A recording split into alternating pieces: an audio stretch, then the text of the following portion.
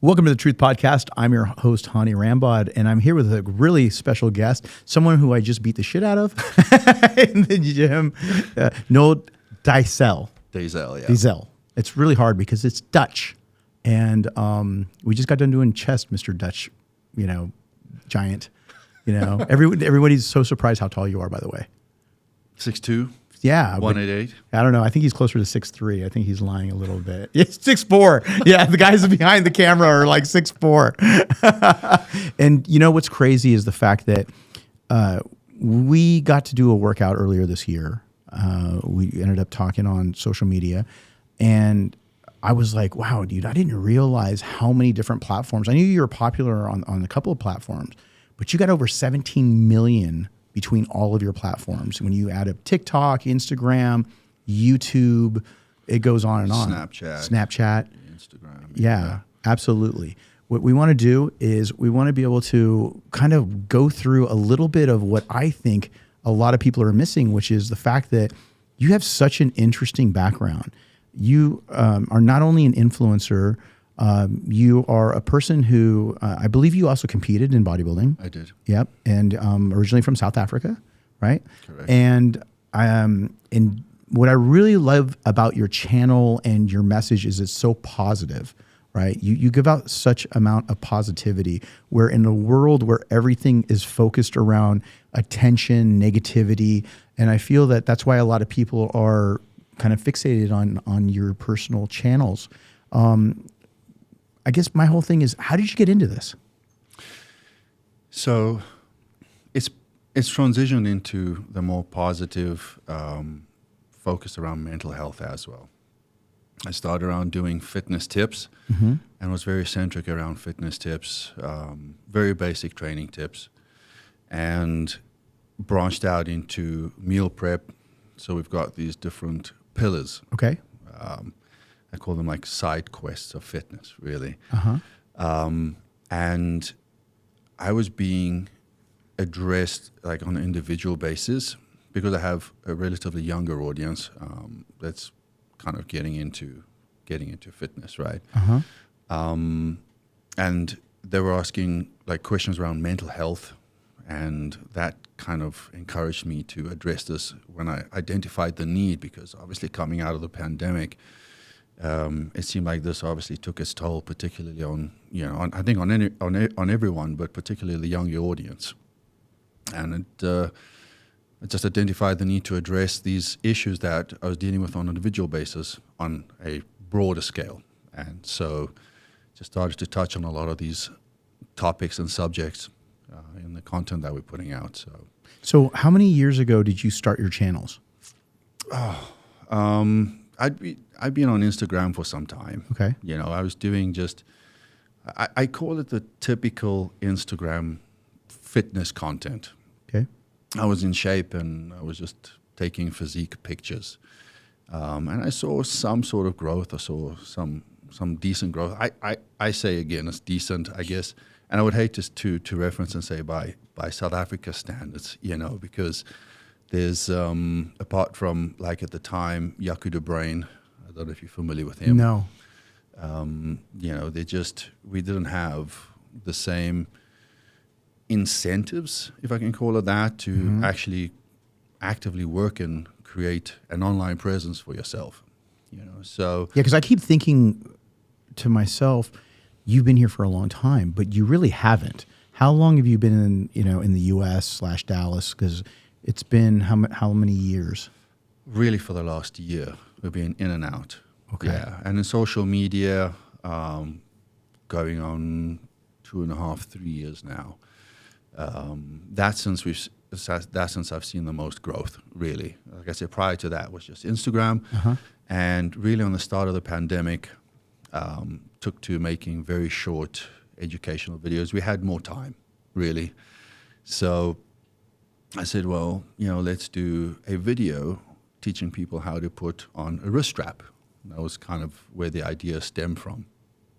And we never ended up doing that particular video. You still need to do that video. Yeah. And instead did a video about shoulders. Okay. And after trying so hard on Instagram for so long, the videos just took off very well. These short, informative reels that we're putting together just took off so well on TikTok. And I was just seeing crazy views, seeing crazy follows come through. And yeah, it was just such a change from trying so hard on Instagram and the challenges that I feel I faced there. It was just a breath of fresh air just seeing this burst of growth and engagement coming through on TikTok. And I believe it's because of the fact that I was offering value and education, and packaging this in a very engaging form of content. I think it was received because my accent, it was very foreign to a lot of people. The background music, synthwave goose that we used, just added a sense of mystery. The LEDs in the gym that were filming all of these videos, it was actually a home gym. And that's back in South Africa? Yeah, it's all in South Africa. Had these red LEDs, and, just so the background lighting was always there.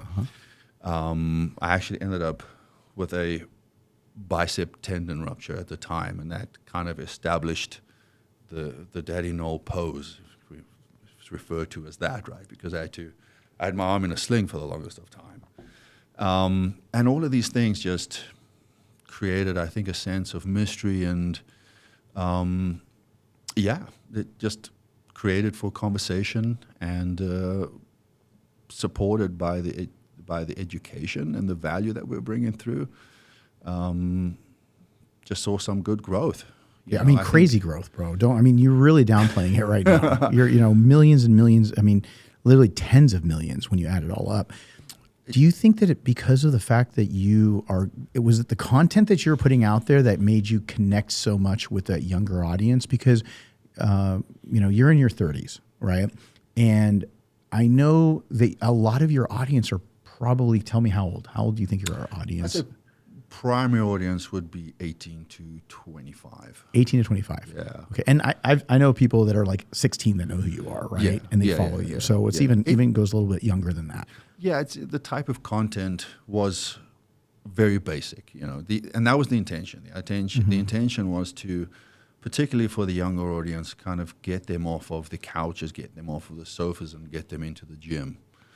I think during the pandemic, a lot of people found themselves isolating and just became recluses, and it was just getting them off of the PlayStation and just getting them more active. So, as a result of the more basic information or tips kind of introducing people to fitness, this led for a younger audience. But what were you doing at the time? What was your line of work before you became a full-time, quote-unquote, influencer? I had and still have a software engineering business. That's right. So, you mentioned that to me. So that's still going on? Yeah. Oh, I thought that's what you did, but that's what I'm still doing.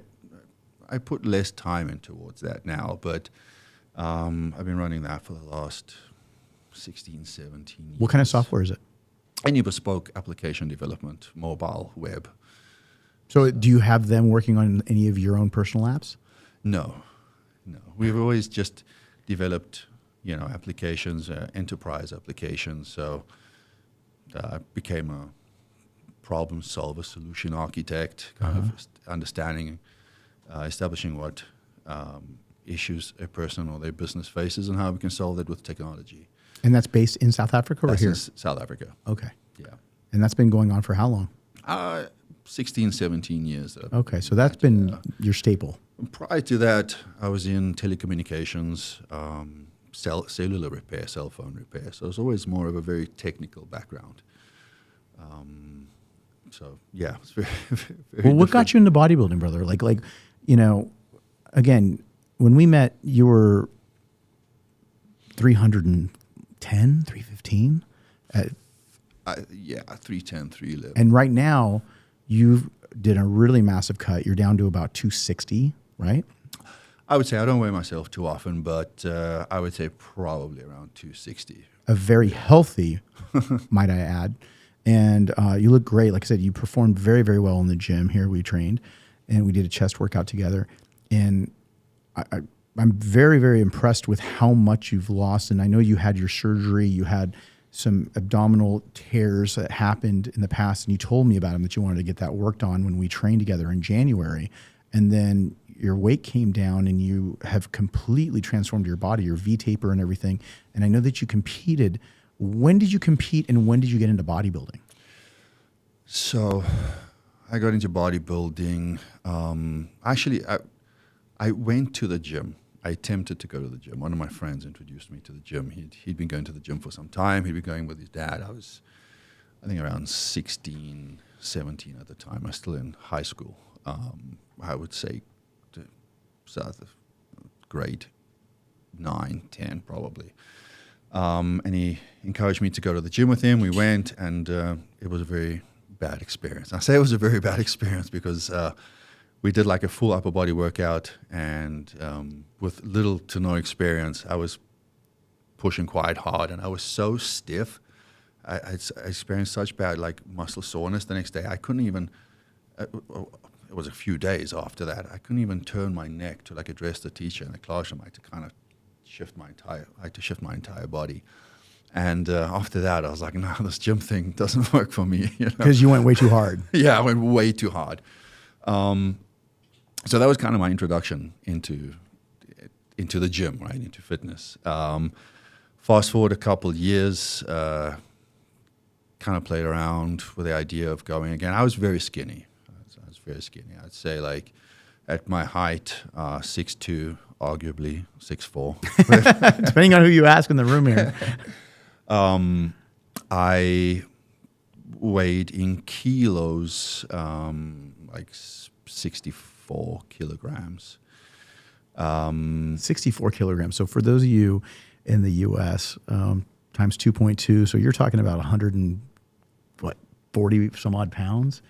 I mean, by my guess, yeah. Yeah. So I was tall and skinny. 140.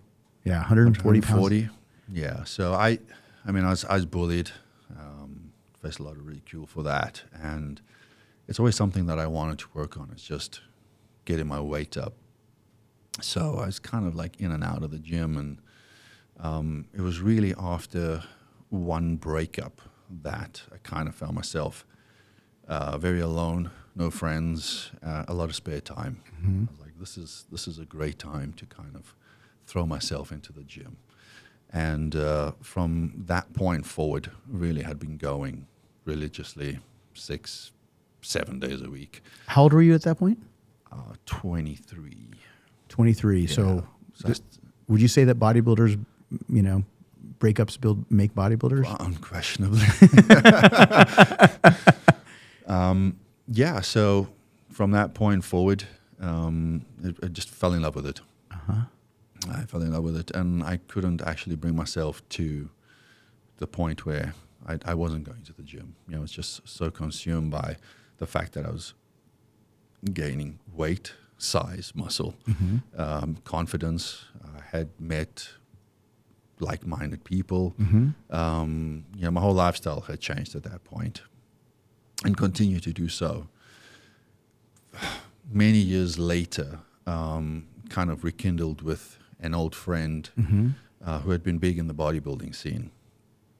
And I never had an idea of competing. It was never really a consideration. And he kind of planted this idea. He's just like, look, you have really good genetics. I would strongly encourage you to consider competing. I was like, nah, I don't think so. It's not for me. And he's like, yeah, your physique will change for the best, and your mindset will change, and everything will change. And it's just such a good experience to go through.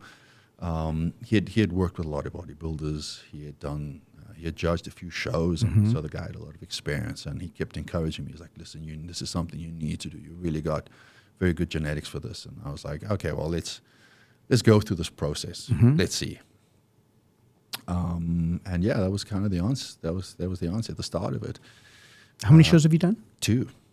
And that was your first one? That was my first one. I came second. Okay. Yeah, it was quite a tough lineup. And I came second. Did you enjoy the process? Yeah. I died down a lot, and you know, the show was postponed. I had quite bad gyno, so we didn't want to do the one federation because they would penalize for something like that. So the coach that I was working with decided that we identify another show in part of another federation. So I just kept prepping and prepping and prepping. I personally think I was just very flat, very flat. I lost a lot of size. Just kind of feel like you over dieted. Yeah, over dieted, big time. Yeah, and you know, I was lean. I was very lean. I was very shredded, very conditioned. But looking back on pictures, in fact, of both shows that I did, I was just very flat. I realized I need to give myself more time to come down and try to hold on to as much muscle as you can and put more size on. That's it. Yeah. And then when was your second show?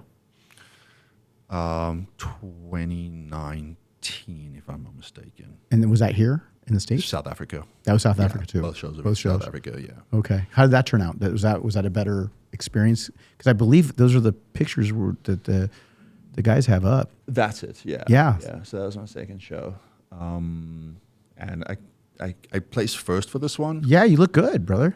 You look really good, especially being as tall as you are, which is so hard. It's so hard. You know, your hamstrings are split and everything else, and it's so hard to be able to fill in a frame as big as yours. It's actually a funny story, but the day before I was, maybe it was a problem with my scale at home, but I weighed myself and I was 108 kilos. And the morning of the show, we went for registration weighing, and I was 99. Oh, wow. Yeah. The very next day, 99. And I think it's probably prep brain. I blame it on that. But I said to the guy, no, it's not possible. There's something wrong with your scale. So he's like, no, we've weighed all the athletes on the scale. It's definitely not the scale. I said, no, there's got to be something with the scale. So he's like, no, we have another scale. So we went to the bathroom. There was another scale, 99. And I was quite devastated, you know. It was kind of the goal weight that I'd set for myself on stage was like around 107, 108. That's kind of the expectation that I had. Right. So I think just after, you know, doing the water drop, I lost a tremendous amount of weight. And then we tried to obviously recover that. And I think to some extent, obviously compromised my condition. But I managed to get myself back up to 107. Okay. Yeah, like I said, I mean, your quads you got striations in your quads. And I know everybody looks at themselves in a very particular light. Even your midsection looks really good when you're crunching down. And then I think that it's one of those things with a 6 foot, almost 3 frame, it's a lot of real estate to fill in. But how did you end up doing? This one I placed first. Okay. Yeah. Awesome. Yeah. And in overall, I came a very close second. Nice. Yeah. Nice. Now, I guess, do you feel like that the bullying is what got you into also bodybuilding, or was it the breakup mostly? Because I love to hear the origin stories of all the different athletes out there, whether you're an athlete or an influencer, and I've had, you know, quite a bit of both lately.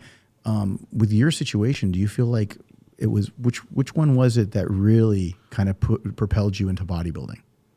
I mean, like in competitive bodybuilding or going to the gym? Going to the gym. I would say definitely the bullying played a role in that. You know, it's hard to believe because you're so big right now because you got bullied. You know. Yeah, that's kind of what, you know, got me.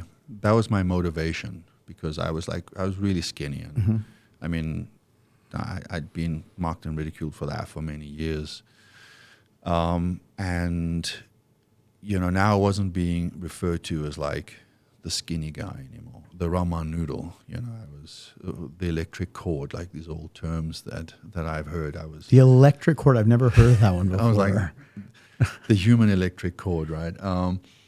And yeah, I wasn't being referred to as the skinny guy. You know, and this was as I was getting into it, and I was training and I was eating. as now being referred to as the big guy. Mm-hmm. And that was quite motivating for me. Did you always think that you were going to, was it a goal to become such an influencer, like in regard to influence so many people right now? No, I don't think it was even possible, to be honest with you. Okay. Yeah. It's amazing though, because you do it at such a high level and such a wide level. I'm just very curious because, and again, I had Jesse James West here just a couple weeks ago, and he's a young kid that started off lacrosse and then started Lacrosse Channel, and then he started to get into influencing. But when you were coming up, I mean, it seems like a lot of it just happened within the last 3 years. Yeah. I mean, was it something did you start with supplement companies, or when you started to grow from there?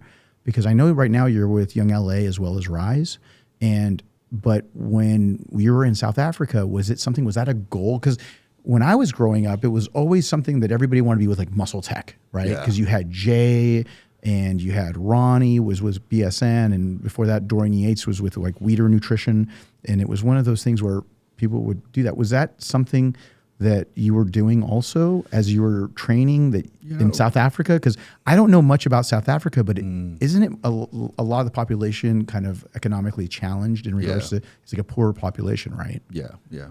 I think I always aspired to have a moment of fame and glory. You know what I mean? I looked up to a lot of the names that you mentioned, particularly Jay Cutler, got me into bodybuilding. I mean, I had all these cutouts and posters of him from old Muscle Tech magazines and books that I would collect from a supplement store. But I just didn't think it was possible. I didn't think it was possible. So, just been given the opportunity and really decided to make the most of it. But I was with another supplements brand, and they don't pay their athletes. For most of the companies, for most of the brands, it's I think we're just in general a little bit behind in that sense. At least that's how it was, for me. Those few years ago. There's Jay. Yeah, we're looking at the screen at so IG. So like the athletes would get free product. Okay. Even the pros. I mean, was there some pros that would get paid? No, as far as I'm aware, most of the guys on the team, even though some of them were pros, and that's actually, now that I think about, one of the reasons that kind of compelled me to compete. I was with this company. I was being sponsored. Okay. And I felt like I needed to fit in. I felt like I needed to earn the respect of my teammates. Okay. Because they were all competing. So being encouraged by, my friend and the feeling the need to get their approval really is what made me, the acceptance. Yeah. And say, hey, step on stage. Yeah. So, that's how it is. You're just getting free product, and product's expensive, because I know from personal experience, when I got calls from South Africa and I started Evogen, and we're talking about probably 2017, 18, and I started in 2008. There was some distributors that contacted me from South Africa, and when they got our pricing sheet, they just literally they were floored. Yeah. And they're like, we're not going to be able to bring this in. It's just, we're not nowhere close.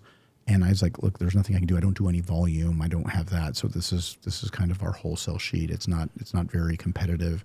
And then they're like, yeah, you don't understand. The population of South Africa just does not have a big disposable income to be able to do that, like Europe or the US. Yeah. I mean, there's economical challenges. There's quite a high unemployment rate. So there isn't the same disposable income, Right. And like I mentioned, apart from this other gentleman, the one single person that I could reference that was actually being remunerated, it seems like the odds are against you. It doesn't really seem like there's the possibility. So to say that I didn't want it, but I just thought it wasn't attainable, so I was with this company, and I was trying my hand at making content. That was your typical, I call it typical IG, and then did one YouTube video. And that was a very painful process because I was not very comfortable speaking in front of the camera. That was a major fear that I had to overcome. I actually did a video about that quite recently. Really? Yeah, I would freeze up. I would just be at a loss for words. I'd like just get total stage fright. Wow. I was the same, I think, growing up. You know, the minute the camcorder came out, I would run. You know, I had this phobia or fear of camcorders or Public speaking? Yeah, even public speaking. Well, to no, some I remember extent. you were like, even this year at the Arnold, we talked about that, right? I remember you hit me up and we were talking about it, and you're like kind of like a little apprehensive about doing a live appearance. I was, yeah. I mean, I was requested to do a panel on the main stage. I was petrified. It was only in the last few minutes I was stood backstage, and I was told, like, okay, 2-3 minutes. I was trembling, and it was in that moment I was like, look at where you are, look at you standing here. You've been requested to speak on the main stage for the Arnolds. Like, did you ever think you would be in this position? Right. And in that moment, I managed to channel those nerves into excitement, just that realization of where I was. Thank God that happened minutes before. But just appreciative of the opportunity. But yeah, it took some getting used to. And you turn it around, which is really good. But do you think that can you pinpoint where that fear comes from? I couldn't tell you, because as far back as I can recall, we'd go to a family function and the camcorder or the camera would come out and I would just flee. My sister's exactly the same. We would just like run for the hills, and I couldn't tell you where it stems from or why, but it's been there from a very young age. So, but now you're so good at it. Like, you started getting into. It's taken a lot of practice. I really had to force myself through it. Just getting comfortable with, because I could stand in front of a camera and I could rehearse lines. But it's a very different story, like picking up the camera and having to do a live, or, those are things that I had to force myself through just in order to get more comfortable at it. Just put myself, in a place of discomfort in order to grow in the situation. So. Well, going back to South Africa, because I want to, again, bring up a little bit of that. Can you give me a little bit of reference point of how different it is from being here versus being there? Because it seems to me that several people I've spoken to, it's a lot of, I don't know, is the word despair? It's like a little bit of kind of like, there seems to be like a glass ceiling and there's only so much opportunity. Yeah. Is that an accurate statement? That's an accurate statement. I mean, what else I can say to contribute to what you said is, there's a very high crime rate, and I feel it just the biggest difference I could say to you being here is that I don't have the same worry, like you're driving and you just Like, you would worry about getting carjacked, yeah, right? You worry about carjacked. There's so many things, and it just takes away. Like, it just occupies your mind with so many things, and just being here it's the quality of life. You realize just how much you're able to focus in terms of creativity, and just how much more productive you are when you're not weighed down with that worry and stress and concern. Sure. So. That's pretty heavy, man. That's because, again, the couple of people that I have spoken to, it was difficult for them, and when they were here, it's a similar story.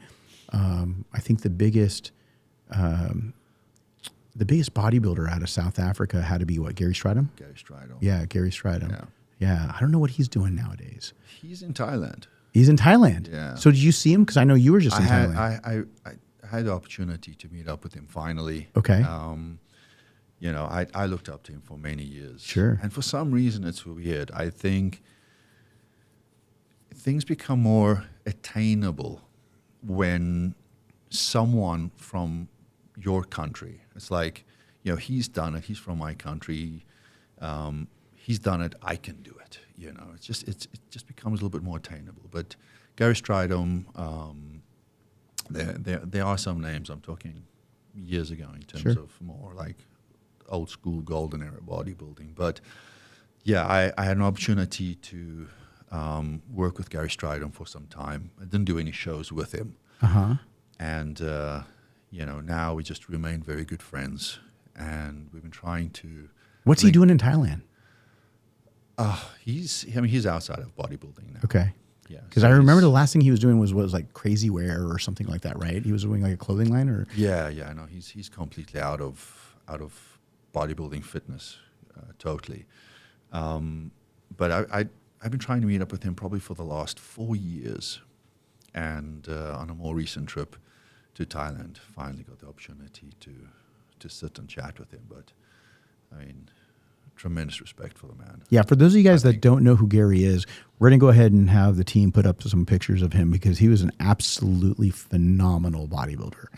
And again, some shots of him, he just looks absolutely crazy. His physique, we're similar height.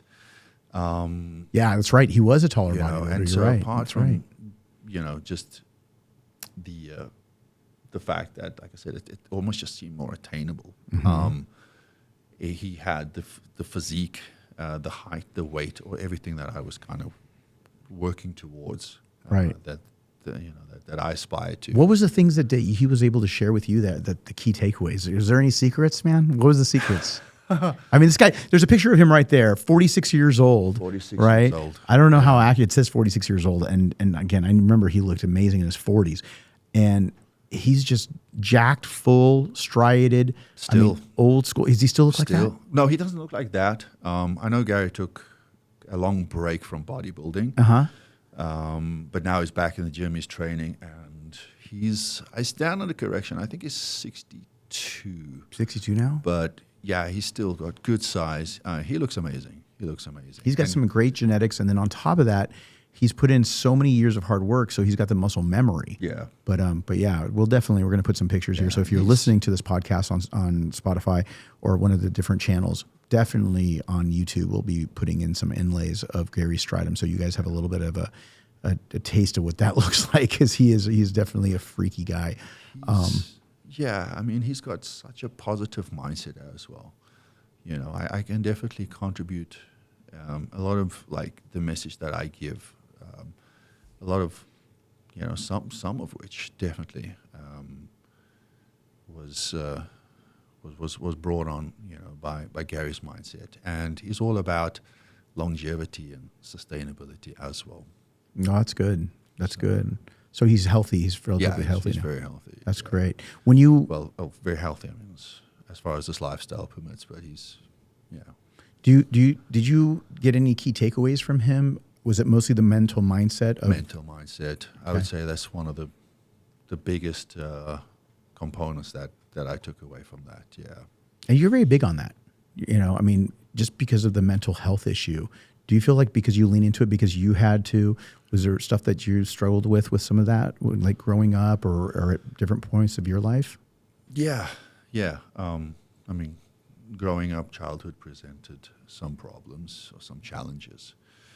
So I had to, there was some inner demons that I had to conquer of my own, just to find myself in the position where I always had this idea of wanting to be successful. What did success mean to me?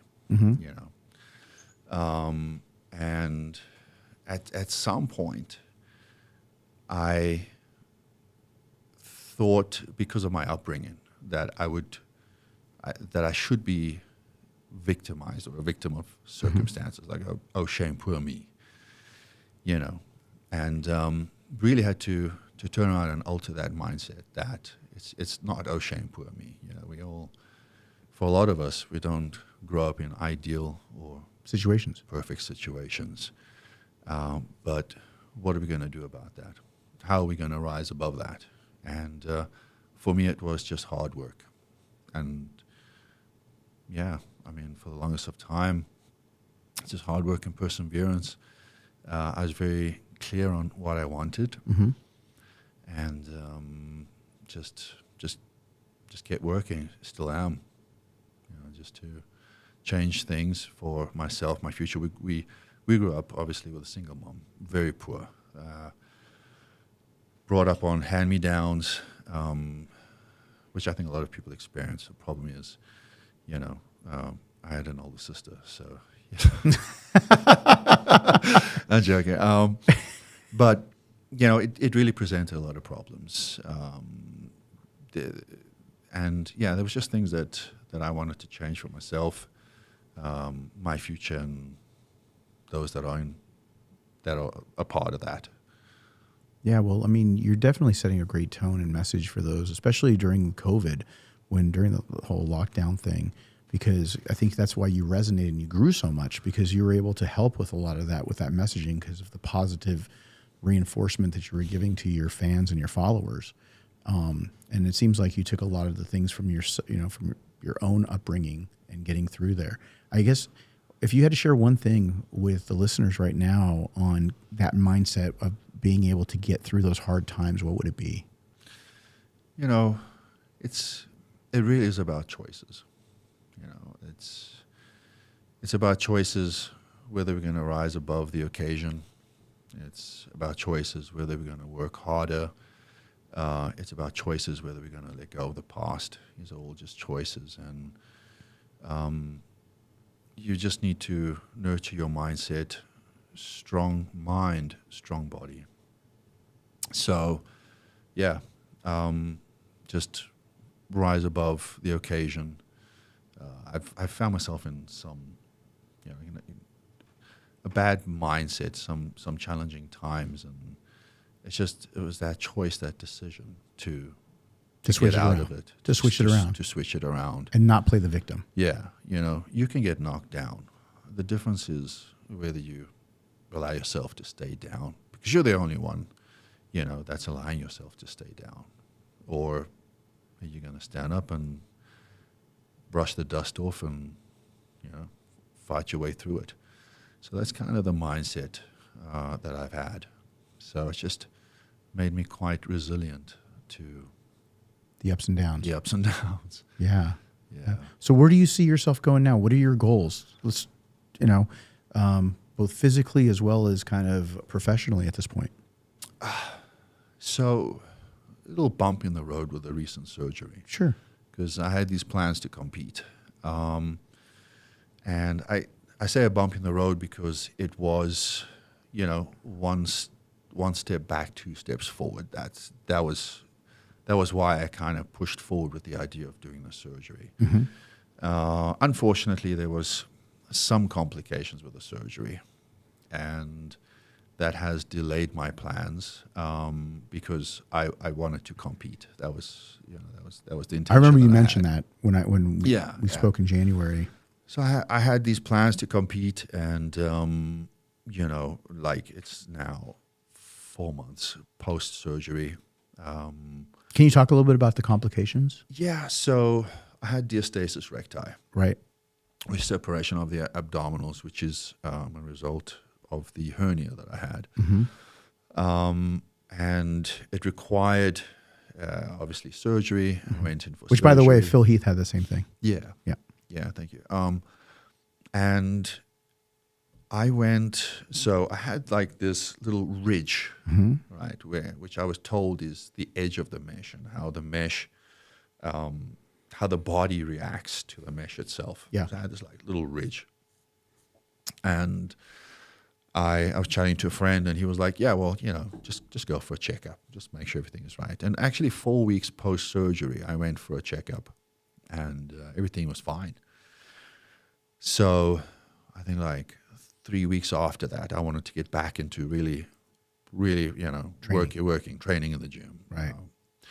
And so he was like, yeah, just go for a checkup, go for an ultrasound, just make sure that everything is correct, measures in place. This was actually some advice from Gary Stridham as well, because I was chatting to him through this. Okay. This is while you're in Thailand. Yeah.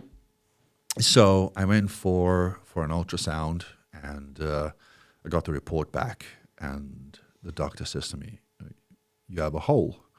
So I said, "What do you mean? You got to be mistaken, because I had a hole." Right. Past tense, because I had the hole repaired. And they're like, and the doctor's like, "No, there's a defect. There's a hole." So after further investigation, I had to go for a CT scan. Okay. It turns out the top searches above the navel, above the belly button, had come undone. The bottom searches are still in place. And the fact that there's now a mesh isn't of major concern, because that's obviously keeping the organs and things in place. But, it wasn't ideal because, I went through this procedure, obviously also for more aesthetic reasons.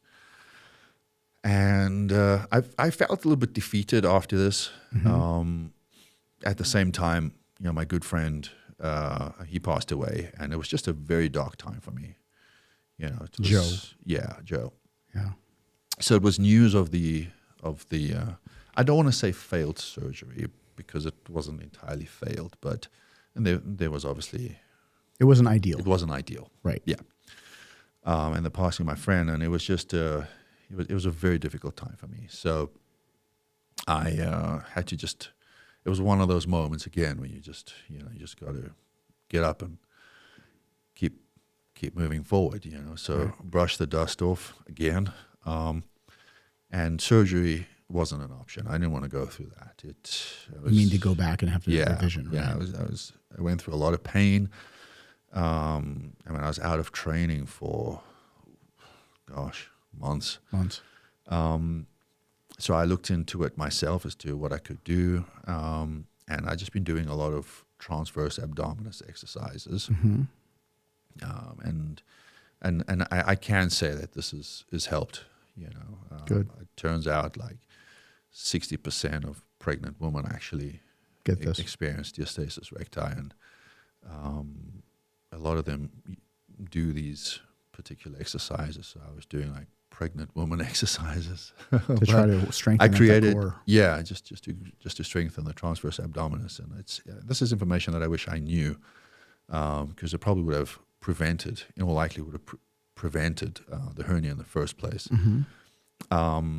And who knows whether I would have needed the surgery or not. But I obviously haven't been for any scans post that, but I can say that noticeably there is a difference. And the circumference of my waist has come in as well.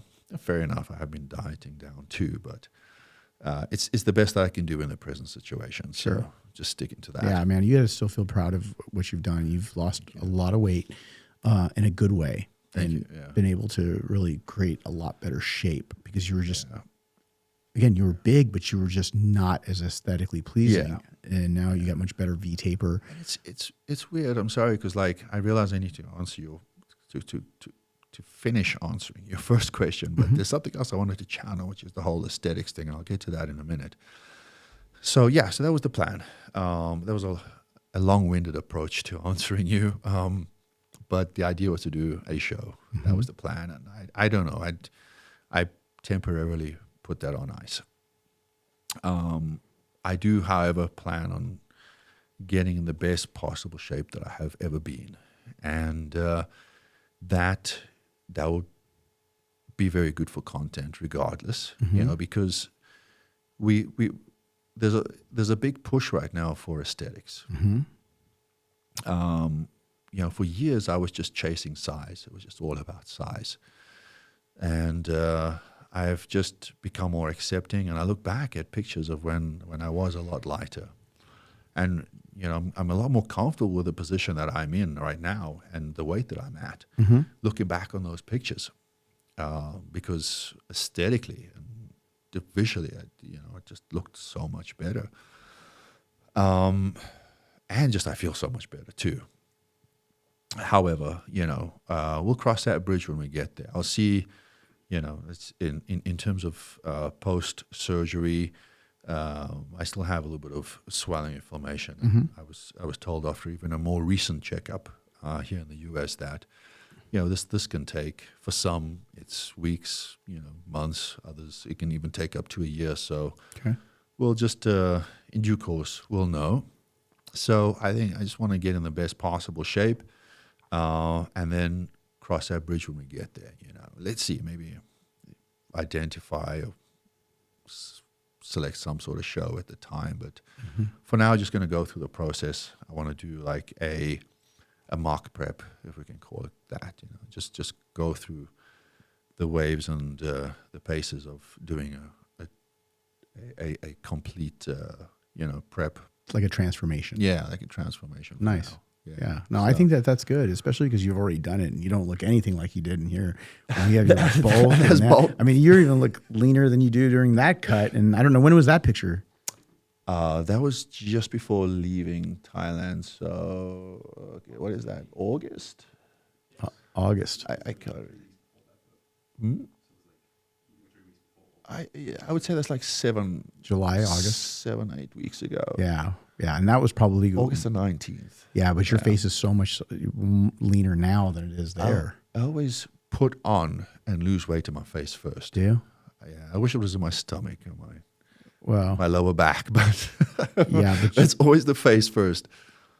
Yeah. Big difference. You mentioned Jay. I also see the pictures of you and Ronnie. How is that, being able to hang out with Ronnie? Unreal. These are just, even sitting with yourself, these are moments that I didn't think were possible or attainable, But yeah, Ronnie, Jay, I've always had tremendous respect for Ronnie, but the real pleasure for me was meeting Jay. And they say never meet your heroes, but Jay just exceeded all expectations for myself. He's just the nicest guy on earth. He's a great guy. He's such a good guy, and he really was he played such a big role in terms of getting me into the gym and through many difficult situations too. Yeah, and that's not like now as you know him. This is as you looking up to him. Yeah. Coming up. Exactly. Yeah. For years and years, and he really was a big driving factor for me. So meeting him was, he's my childhood hero. And meeting him was really a dream come true. And like I said, that's awesome. It's just so much more impressionable too, because he's just so humble. He's just so kind. He's just so giving of his time and energy as well. So he truly loves the sport. Yeah. He's going to die doing this. Like we joked about it and said he was like, I can't remember if it was 2009 or no, I think it's probably 2010 prep, right when we were getting ready for the 4th Olympia win for him. He said to me, he goes, I can't wait to stop doing this. And I go, what do you mean, doing what? And he says, I don't want to go to any more appearances. I don't want to go and eat any more food. I don't want to do any more. I just don't want to do this. I can't wait till it's over. And he's still doing it. Still doing it. And he still loves it. And he's addicted to it because he still flies around every weekend. He still does an appearance, wherever it is that he gets the phone calls for. And he does, and he loves it. He's there. Yep. He did the Black Friday shoots for YoungLA. Yep. And there was a lot of athletes that always like I want to have a workout, want to film content, and he's just so giving of his time. He's like, yeah, cool, all right. Yeah. I've yet to have a workout with him, so we've planned to do that. Yeah, that'll be fun. Unfortunately, he had to drive out the same night that I saw him. We did this video, which is on screen right now. But yeah, that will be the cherry on top for me. Oh yeah, that's going to be a great workout with you and Jay.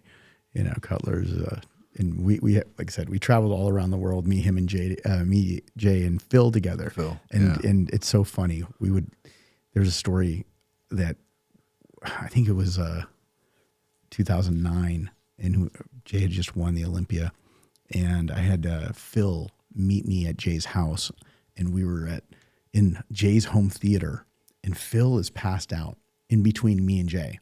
And, and this is in Vegas. And Jay was on the phone with one of our friends, and he's like, they're like, well, you know, what are you doing? And he's like, Hany's getting ready to scare the shit out of Phil because he's passed out. And it was like, you know, midnight. And Jay, it was always like fun, like it was like a frat house whenever we were together, me, him, and Phil. And it was just like everybody would always make fun of each other, and everybody was like let's scare each other, like go break into someone's room. One time I broke into his room and I tried to scare the shit out of him, and I did. It was hilarious, and we always go back and look at those times, and he was like, bro, those are the best, bro. You know? Yeah, I can actually hear him saying that. Those are the best. And yeah, it was great times, and we're looking forward to doing more stuff. You worked with him for quite a few years. I worked with him right after he lost in 2008. So we started in January 2009, and then I got him ready for that was the foot stomp year that we worked together, and then we worked together the following year when he won the 4th Olympia. And then Phil was second, so I worked with them, and they were first and second. Yeah. And then the following year also, when Phil ended up beating him, but he also tore his bicep 2 weeks out doing a photo shoot with Muscle Tech. And yeah, there's a picture from 2009, and that was the comeback year. And up to this point, no one had ever won the Mr. Olympia and lost and then won again. So, and in 59 years. Wow. So yeah, we'll see what happens in a couple of weeks.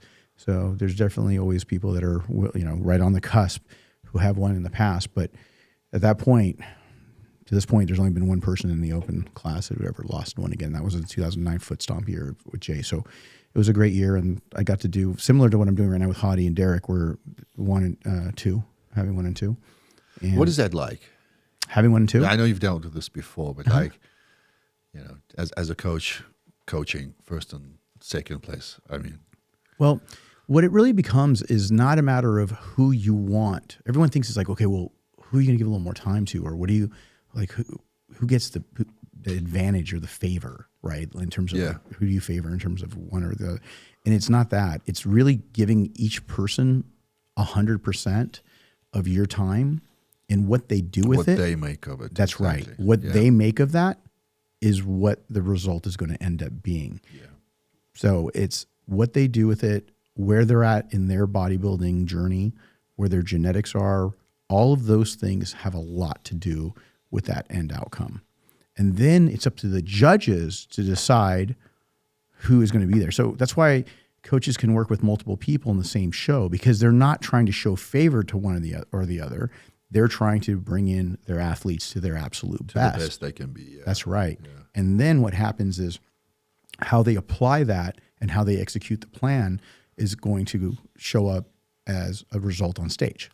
Yeah. So for me, it's quite easy because, again, not only because I've done it several times in the past, but because of the fact that it's really up to the athlete of what they do with information and how they execute it and where they're at in their bodybuilding career. There's no ambiguity between the athletes. Like, they understand that. Yeah. I mean, I'm sure that there are going to be times where there's going to be like, hey, I wish, you weren't working with so-and-so, but it's just, when I was working with Phil, it was a thing. I asked him, I said, hey, are you okay with me working with Jay? And Jay and Phil are friends. So he's like, yeah, bro, you bring him in his best, do your best with him, do your best with me, and then let the judges sort out the rest. So it was all good. I mean, the first year in 2009, Phil got sick. He took 5th at the Olympia. And, of all years, that was the year that Kai Green beat him at the Olympia stage by 1 point. And then the following year, they went head to head. Boom. They're first and second. Jay in first, Phil in second. Then the year after that, it flip-flopped. And then after that, then Phil went on the tear for the 7 Olympias straight. Yeah. But it was one of those things where they were very accommodating towards one another because of the fact that they felt very close. They had a personal relationship. There's pictures of Jay and Phil from way back and early on in Phil's career of just when he was an amateur, when he met Jay. And I believe he was also one of the guys that ended up making a phone call to the Weeder magazines, to Flex magazine, and having them sign him because they said, hey, look, this kid is going to be the next, big thing. That's that picture of the young Jay and Phil, but, on the top right. and you see that, I think that was like his first or second show, Phil's first or second show there. And then like Jay says, he always knew that Phil was going to be great, but he didn't realize how fast he was going to catch up to him. Yeah. I think that was the big thing there. But all in all, it was a really good run, I think, for both of them. And look at how many times Jay took second to Ronnie. And I mean, he won 4 Olympias, but he could have won a lot more if Ronnie wasn't so dominant. And it just depends on who you're going up against. So, I mean, these are all pictures that I'm just too familiar with because kind of when I was like deep into it, Mm-hmm. these are the guys that were on stage winning the shows. You know, so that just kind of cemented this idea of the physique that I was working towards. So yeah, well, we're gonna get Jay out here at some point. We got to get Jay out here. He's gonna have to come out and visit Dallas. But yeah, like I said, he's such a great guy, and he's a great role model. And like I said, we had so many different great times all around the world, going all around the world. But man, thank you so much. I hope you enjoyed today's workout. I did. Just learning the opportunity. Like I said, it's quite surreal. Like it's weird because I got a puppy, right? Uh-huh. One of the first things I did coming here was get a puppy. I just with all the traveling, we've been traveling for so long, and I just really missed that pet companionship, right? So I got a puppy, and I had the puppy on the plane because I took it to one of the shoots for YoungLA. And like it's weird because I thought to myself, wow, this pup is going to meet all of these people, and it's going to, it's going to fly to LA. And I was just like thinking how cool this is for the pup. And I was like, hold on. Like, here you are going through this experience with the pup too. And it was just one of those moments of realization as to, kind of just how crazy the last 3 years have been. I can just like sometimes just need to pinch myself. But this is one of them. So, any opportunity to spend time with yourself and learn from yourself, just like be in your presence. I'm very appreciative of the opportunity. I appreciate that, man. Those are kind words, and you're so humble yourself, and it's a pleasure to be able to get a workout in with you. So, doors always open. You're always welcome. And, like we talked about last night, or last couple of times we talked about getting in here and doing legs. Definitely do that. We need to. Right? I got off on the last 2 technical default on that one. Yeah. Well, I think the flying was the first excuse. Surgery was the second excuse, but I want to have that session with you sooner or later. Yeah. Yeah, we'll definitely do it. And for those of you that want to go ahead and please, if you don't know, social media, all the links for Noel is going to be on the YouTube as well as on the Instagram. And I am just thankful for having you here again. Congratulations on all your success. Congratulations on being able to drop the 50 pounds, getting even healthier, looking 10 years younger. Keep it up. You're doing great. And thank you for being a guest. Thank you. Thank you for the opportunity. Yeah. Awesome. Hany Rambod, and that's the truth.